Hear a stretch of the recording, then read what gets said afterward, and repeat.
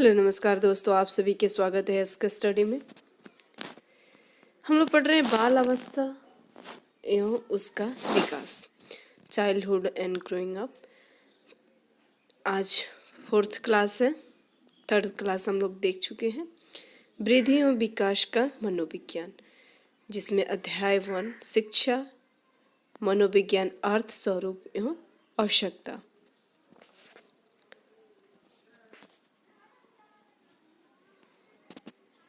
शिक्षा मनोविज्ञान के अर्थ एवं परिभाषाएं। शिक्षा मनोविज्ञान की प्राकृतिक या स्वरूप क्या है, शिक्षा मनोविज्ञान के उद्देश्य क्या है, शिक्षा मनोविज्ञान की आवश्यकता, ये सभी हम लोग पढ़ लिए हैं नेक्स्ट क्लास में।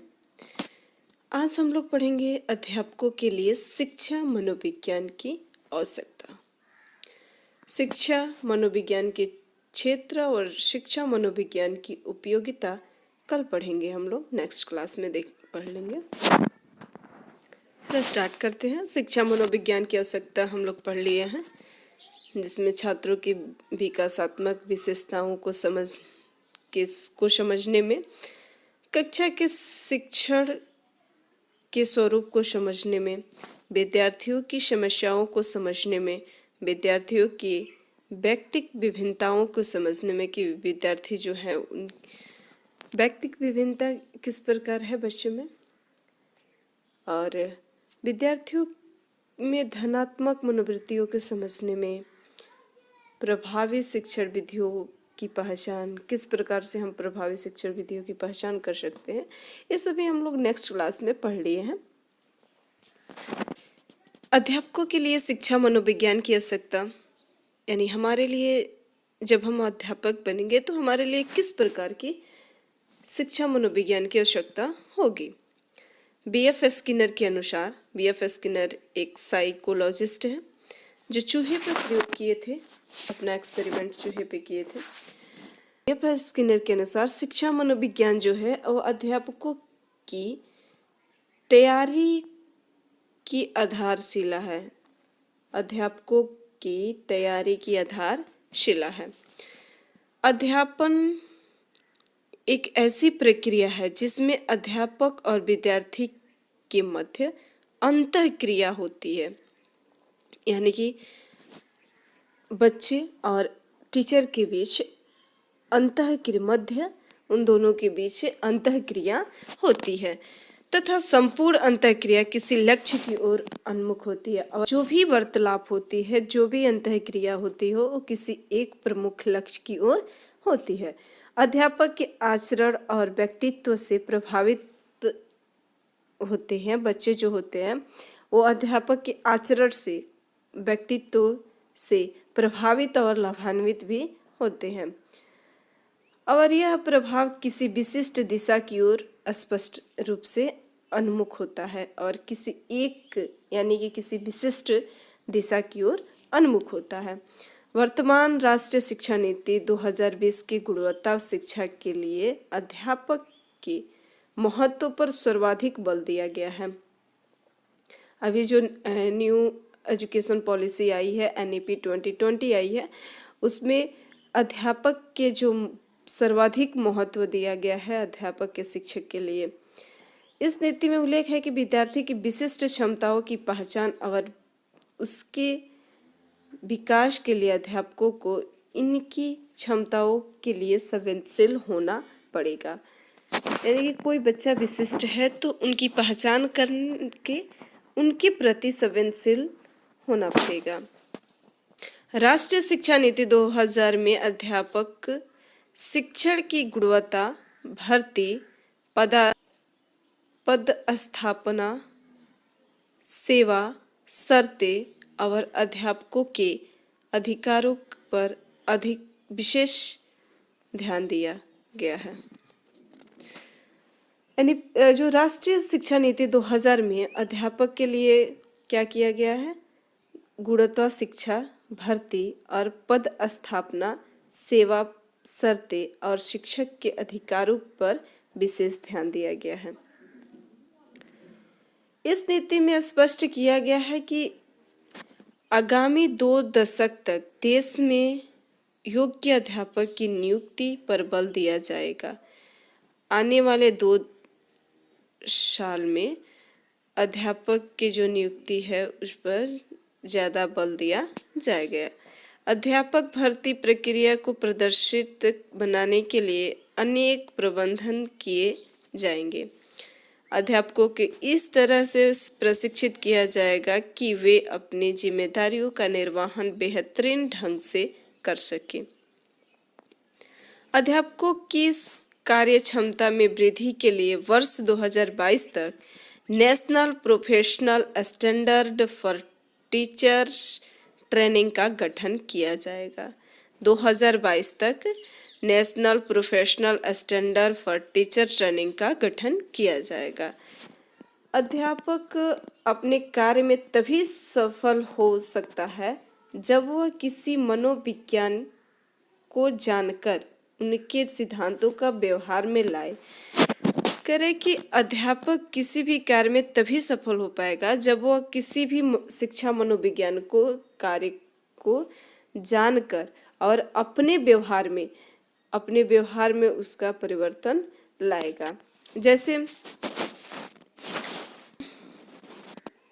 पास का आरंभ कहाँ से किया जाए, किस प्रकार किया जाए, विद्यार्थी इसमें रुचि किस प्रकार लेते रहे, अर्जित ज्ञान को विद्यार्थियों के लिए उपयोगी किस प्रकार बनाया जाए आदि। शिक्षा अपने लक्ष्य को तभी प्राप्त कर पाएगी जबकि अध्यापक अपने विद्यार्थियों को समझ सके। शिक्षा मनोविज्ञान बालक को समझने के लिए अध्यापक की सहायता करता है। शिक्षा मनोविज्ञान क्या करता है, तो अध्यापक को बालकों के समझने के लिए बहुत ही लाभदायक होता है। एक अध्यापक के लिए शिक्षा मनोविज्ञान की आवश्यकता की विवेचना निम्न बिंदु में किया जा सकता है। पहला बिंदु जो है, अपने आप को समझना। सबसे जरूरी है कि अपने आप को समझना, अंडरस्टैंडिंग योरसेल्फ। अपने विद्यार्थियों को समझना। जिस बच्चे को हम लोग पढ़ा रहे हैं, जिस क्लास में हम लोग पढ़ा रहे हैं, उस क्लास में सबसे ज़रूरी है सभी बच्चे के बारे में जानना, संबंध स्थापित करना, बच्चों के बीच एक संबंध स्थापित करना, विश्वास पैदा करना कि हम शिक्षा पद्धति और अच्छी गुणवत्तापूर्ण शिक्षा पद्धति का इस्तेमाल करना, विद्यार्थियों का मार्गदर्शन और विद्यार्थियों के बीच में मार्गदर्शन देते रहना, सीखने के लिए उचित परिस्थितियों एवं वातावरण का निर्माण करना, सीखने के लिए बच्चे जहाँ पर सीखते हैं उन बच्चे की बैठने की अच्छी सुविधा देना, एक अच्छा वातावरण का निर्माण करना, बाल स्वभाव एवं व्यवहार, बच्चे में बाल स्वभाव एवं व्यवहार, सीखने की प्रक्रिया किस प्रकार सीखा जा सकता है, सीखने की प्रक्रिया, विशिष्ट बालक और सामान्य बालक और विशिष्ट बालक की पहचान करना, उपयोगी पाठ्यक्रम का निर्माण करना और बच्चे के लिए जो उपयोगी पुस्तक है उसका निर्माण करना, मापन एवं मूल्यांकन करना। एक एक करके हम लोग समझते हैं। अपने आप को समझना है, अंडरस्टैंडिंग योरसेल्फ। कोई भी व्यक्ति शिक्षा मनोविज्ञान की सहायता से समझ सकता है कि उसका स्वभाव, जीवन दर्शन, बुद्धि स्तर, स्वयं के निर्धारित मूल्य, चारित्रिक गुण, व्यवहार आदि व्यापक अध्यापन व्यवसाय के अनुकूल है या नहीं। ये कोई भी व्यक्ति शिक्षा मनोविज्ञान से समझ सकता है कि किसी भी व्यक्ति की कैसी स्तर है, उसकी स्वयं अपना निर्धारित कर सकता है। अध्यापक यदि मजबूरी में अध्यापक बनता है तो वास्तव में वह अध्यापक बनने के योग्य नहीं होता। अध्यापन केवल पढ़ाई का साधन हो सकता है। कुछ लोग बहुत ही मजबूरी में कहते हैं ऐसा ही बन गया रहे, लेकिन ऐसा ही क्यों बन गए? टीचर ऐसा ही बनना, मजबूरी में बनना, वो बच्चे के भविष्य के लिए खिलवाड़ होता है। तो ऐसे ही वास्तव में ये अध्यापक बनने योग्य नहीं होते हैं जो मजबूरी में बनते हैं। अध्यापन केवल कमाई या साधन नहीं होता है, कमाई का साधन नहीं होता है। बच्चे के अच्छे शिक्षा देनी चाहिए, गुणवत्तापूर्ण शिक्षा देनी चाहिए।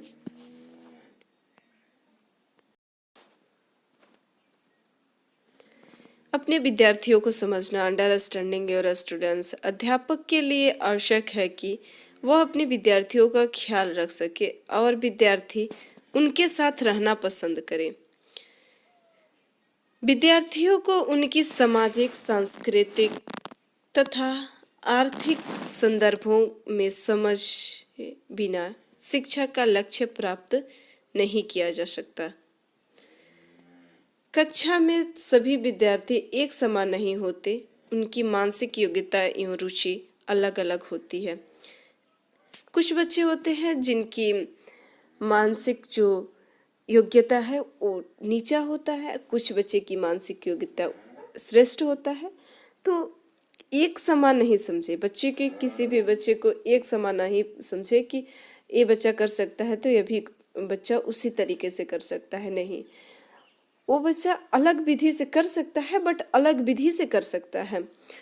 तो ऐसी व्यक्तिगत विभिन्नताओं के कारण होता है, विद्यार्थी की व्यक्तिगत विभिन्नताएं अलग अलग आधार पर होती है। किसी का ज्ञान के आधार पर कोई बच्चा ज्ञान में श्रेष्ठ होता है, कोई बच्चा योग्यता के आधार पर श्रेष्ठ होता है, बुद्धि के आधार पर कुछ बच्चे जो होते हैं, बुद्धि या क्षमता के आधार पर कुछ बच्चे श्रेष्ठ होते हैं। कुछ बच्चे जो होते हैं वो रुचि के आधार पर, कुछ बच्चे किसी सब्जेक्ट में अधिक रुचि लेते हैं तो किसी सब्जेक्ट में रुचि कम लेते हैं। सामाजिक आर्थिक पृष्ठभूमि के आधार पर उपयुक्त सभी संदर्भ में बालक को समझने के लिए शिक्षा मनोविज्ञान की आवश्यकता होती है। और इस सभी संदर्भ में समझने के लिए कि हम बालक को इस सभी संदर्भ को समझने के लिए एक शिक्षा मनोविज्ञान की बहुत ही आवश्यकता होती है। संबंध स्थापित करना, संबंध स्थापित करना, एस्टेब्लिश ए रिलेशनशिप।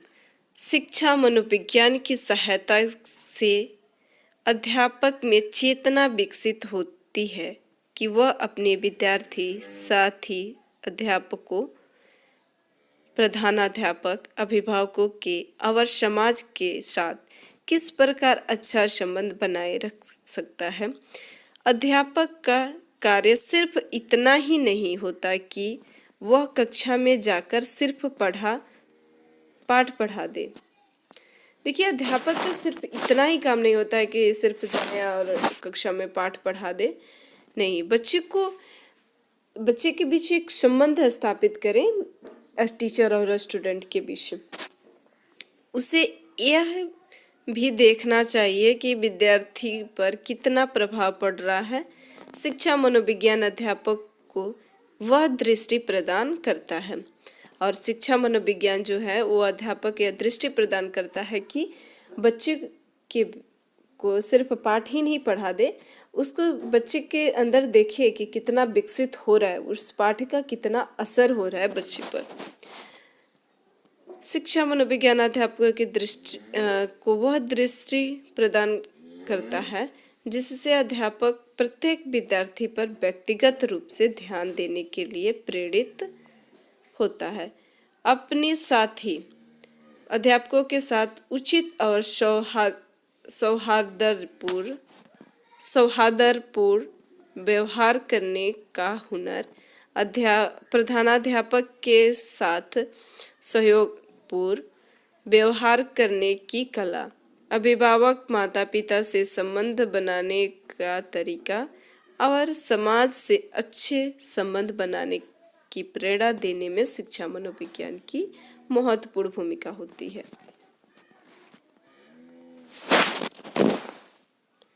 नेक्स्ट देखेंगे शिक्षा पद्धति, टीचिंग मेथड। टीचिंग मेथड जो है शिक्षा मनोविज्ञान के क्षेत्र में सीखने के अनेक सिद्धांतों का प्रतिपादन किया जा चुका है। जिनकी सहायता से विषय वस्तु की आवश्यकता के अनुसार शिक्षक विधियों का चयन कर सकता है। उचित शिक्षण विधियों का चयन शिक्षक के अधिक से अधिक प्रभावशाली बना सकता है और सुनिश्चित कर सकता है कि सभी विद्यार्थी अधिगम प्रक्रिया में सक्रिय रूप से भाग ले रहे हैं। टीचिंग मेथड जो है, शिक्षण पद्धति है, वो शिक्षा मनोविज्ञान के क्षेत्र में अनेक सिद्धांत प्रतिस्थापित किया जा चुका है, जिनकी सहायता से अध्यापक जो है विषय वस्तु की आवश्यकता के अनुसार शिक्षण विधियों का चयन कर सकता है। शिक्षण विधि का चयन कर सकता है, उचित शिक्षण विधियों का चयन कर शिक्षक अधिक से अधिक प्रभावी बना सकता है। शिक्षण जो है वो अधिक से अधिक प्रभावी बना सकता है, सुनिश्चित कर सकता है कि विद्यार्थी अधिगम के रूप में कितना सक्रिय भाग लेते हैं। विद्यार्थियों का मार्गदर्शन, गाइडेंस ऑफ स्टूडेंट, विद्यार्थियों के व्यक्तित्व को आकार देने में अध्यापक शिल्पकार की भूमिका निभाता है। विद्यार्थी भी की जो व्यक्तित्व के आकार देने में शिक्षक जो है वो शिल्पकार की भूमिका निभाता है। अध्यापक के मार्गदर्शन का विद्यार्थियों के प्रदर्शन पर उचित प्रभाव तभी पड़ सकता है जब वह मनोविज्ञान स्तर पर अपनी स्पष्ट शक्ति और क्षमताओं का प्रयोग कर सके। शिक्षा मनोविज्ञान का ज्ञान रखने वाला अध्यापक विद्यार्थियों के लिए स्कूल परिसर में सहायता पहुंचाने वाला प्राथमिक स्रोत बन सकता है। बालक को अपनी क्षमताओं और कौशल को विकसित और बिना किसी कठिनाई के ज्ञान पर करने के लिए अध्यापक के मार्गदर्शन की आवश्यकता होती है। बिना किसी कठिनाई के प्राप्त करने के लिए अध्यापक की आवश्यकता होती है। अध्यापक के समुचित मार्गदर्शन से विद्यार्थी में अच्छे आदतों अध्यापक के समुचित मार्गदर्शन से विद्यार्थियों में अच्छी अध्ययन की आदतों की ओर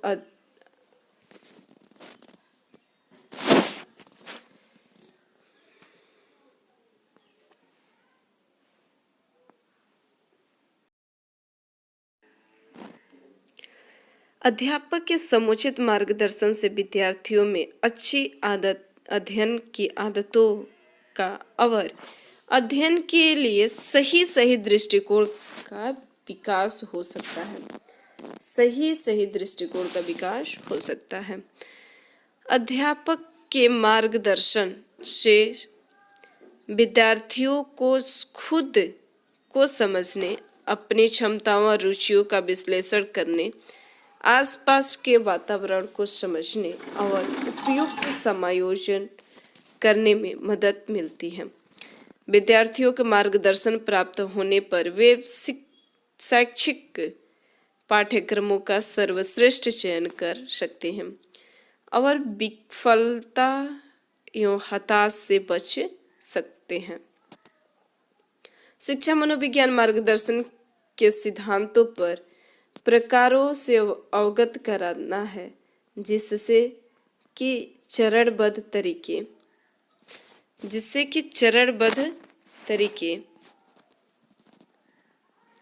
से अध्यापक विद्यार्थियों का मार्गदर्शन करने में सफल होता है।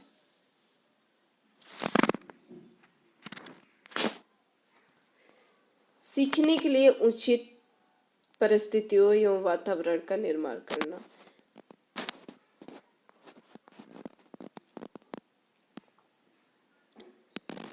Creating the right conditions and environment for learning। शिक्षा मनोविज्ञान के माध्यम से यह ज्ञान होता है कि सीखने के लिए सुरक्षित और देखभाल करने वाला वातावरण का निर्माण किस प्रकार किया जा सकता है। ऐसे वातावरण सभी विद्यार्थियों को स्वयं महत्वपूर्ण समझते हैं। शिक्षा मनोविज्ञान के ज्ञान से अध्यापक का वातावरण रुचिपूर्ण और रचनात्मक बना सकता है। इससे विद्यार्थी उद्देश्यपूर्ण शिक्षा प्राप्त करने के लिए प्रोत्साहित होंगे। अगर अच्छी वातावरण रहेगी तो बच्चे शिक्षा जो है उसको ज्ञान उद्देश्यपूर्ण शिक्षा प्राप्त करने के लिए प्रोत्साहित होंगे। अनुशासन निर्माण हेतु स्वस्थ वातावरण की आवश्यकता होती। अनुशासित परिस्थितियों से सीखने का उद्देश्य पूरा होता है। सीखने के लिए अनुकूल वातावरण बनाने के लिए अध्यापकों को आवश्यकता अनुसार शिक्षक विधियों के चयन, दृश्य श्रव्य सामग्री के उपयोग, पठन सामग्री गतिविधियों में आयोजन में शिक्षा मनोविज्ञान की महत्वपूर्ण भूमिका होती है। मनोविज्ञान का ज्ञान रखने वाला अध्यापक सीखने के लिए उचित परिस्थितियों के निर्माण के लिए कई प्रकार का प्रयास करता है, जैसे अधिगम विद्यार्थियों के दैनिक जीवन के अनुभव, अधिगम विद्यार्थियों के दैनिक जीवन के अनुभव से संबंध हो। अधिगम शिक्षण और सामूहिक शिक्षण की आवश्यकता चिन्हित करना, सहायक सामग्री का उचित उपयोग करना आदि। नेक्स्ट देखेंगे बाल स्वभाव एवं व्यवहार, चाइल्ड टेम्परमेंट एंड बिहेवियर। शिक्षा मनोविज्ञान अध्यापक को बालक के वृद्धि और विकास के विभिन्न आयामों में पूर्णतः अवगत कराता है कि विकास की अवस्थाजन्य विशेषताओं को समझकर बालक के स्वभाव और व्यवहार को निश्चित दिशा में परिमार्जित रूप से लाना सरल और सफल हो जाता है। क्या होता है? सरल हो जाता है और सफल हो जाता है। यदि अध्यापक विकास की अवस्था की विशेषताओं से परिचित होता है तो वह अपने विद्यार्थियों को भली भांति समझ सकता है और विद्यार्थियों को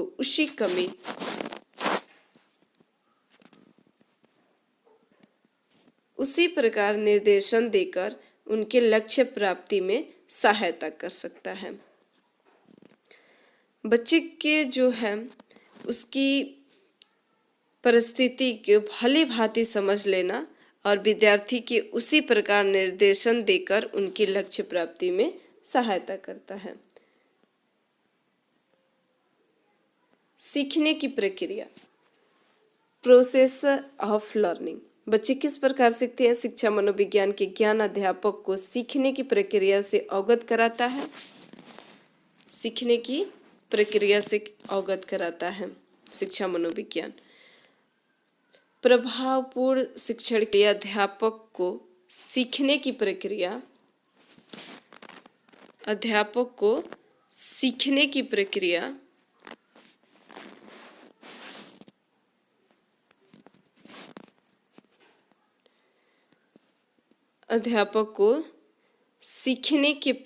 जो है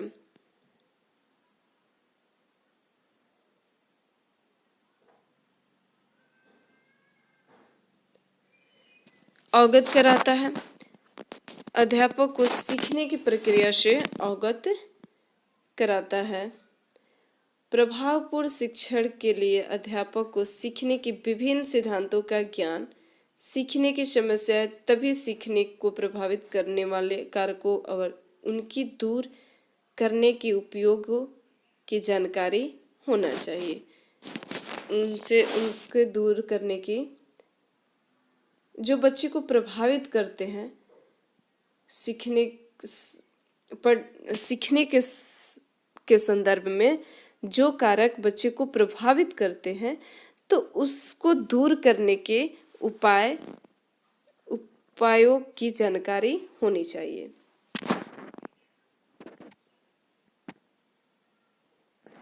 मापन एवं मूल्यांकन।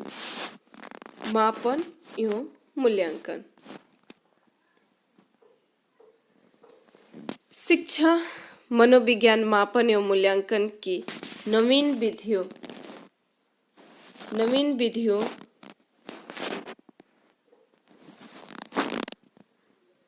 तथा तकनीकों से अध्यापक को अवगत कराता है, इससे अध्यापक बालक की योग्यता का सही मापन करने में समर्थ हो सकता है और बालक की प्रगति का मूल्यांकन कर सकता है। मापन और मूल्यांकन से बच्चे के सही मापन और मूल्यांकन किया जा सकता है, उसकी प्रगति कैसे हुई है। अंत में यह कहा जा सकता है कि शिक्षा मनोविज्ञान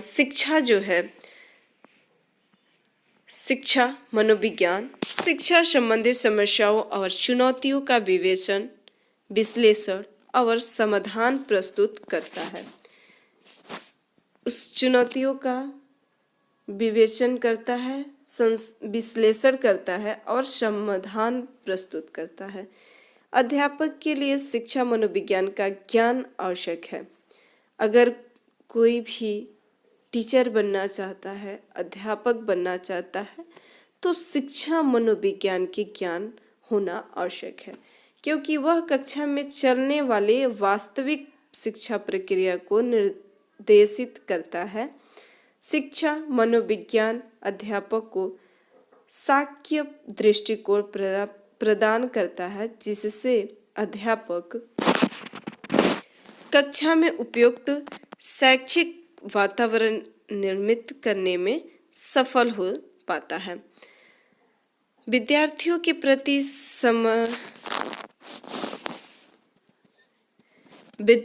प्रति समदर्शी व्यवहार अपनाने की प्रेरणा प्राप्त करता है।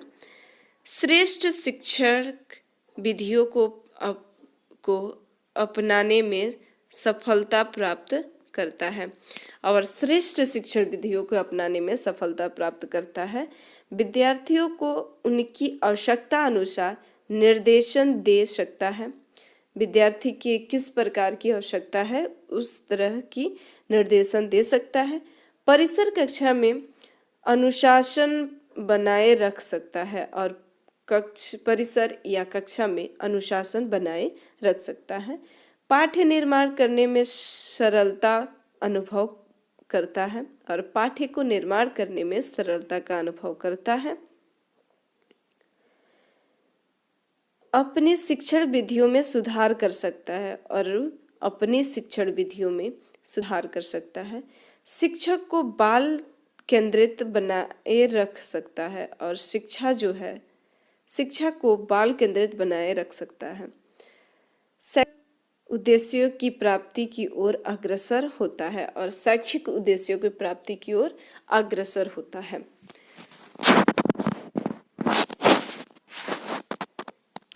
नेक्स्ट क्लास में हम लोग पढ़ेंगे शिक्षा मनोविज्ञान के क्षेत्र। आपको ये वीडियो अच्छी लगी तो प्लीज़ लाइक एंड सब्सक्राइब कर दें। धन्यवाद। और शेयर भी कर दें ताकि और भी बच्चे इस वीडियो का लाभ उठा सकें।